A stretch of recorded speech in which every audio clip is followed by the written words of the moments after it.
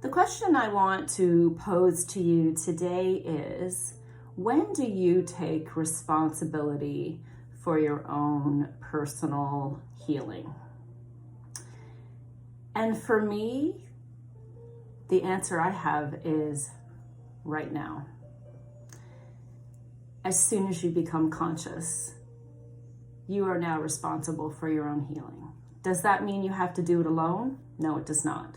Does that mean if you are diagnosed with an actual psychological condition that you have to struggle through this by yourself? Absolutely not. In fact, I'm actually a fan of marrying a lot of different elements in regards to healing, whether it's sometime on medication. Maybe you need medication for the rest of your life.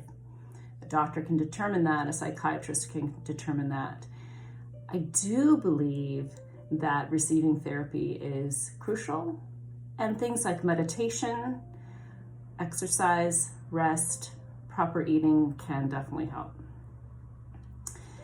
We recently talked about attachment theory and things like parental styles impacting your relationships later on in life. It's really inevitable that the environment you're in your life is going to influence who you are, but also the relationships you develop in your teenage years with friends, as well as in your early 20s. All these things can roll into one and be compounding factors. But another thing that's interesting that we've touched on before is the type of person you are. Are you a highly sensitive person? I know we've looked at Elaine Aron's work on the highly sensitive person, HSPs, and I didn't realize much later in life that I actually was one. And I didn't actually understand the whole ideas around introversion, extroversion, intuition, and sensing, judging, perceiving until my mid to late 20s. So once I started to understand the idea that we're all different, we're all complex, and we all respond to things very differently. So while we are influenced by our families, a lot of what happens in our life is also influenced by who we are. So it's the whole nature versus nurture thing. So back to the question, when do you start healing? And the answer is right now. You are responsible for your healing, but that doesn't mean you have to do it alone.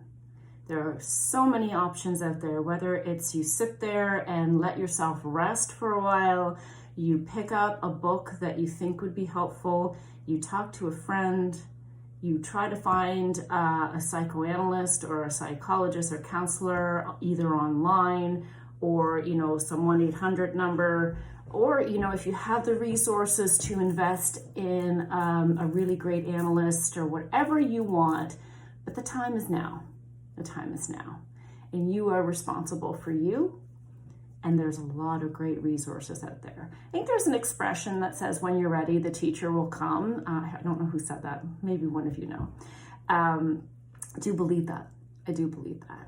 But you are the only one in control of you. You can't control anyone else's thoughts, feelings, or behaviors. You can only control yourself.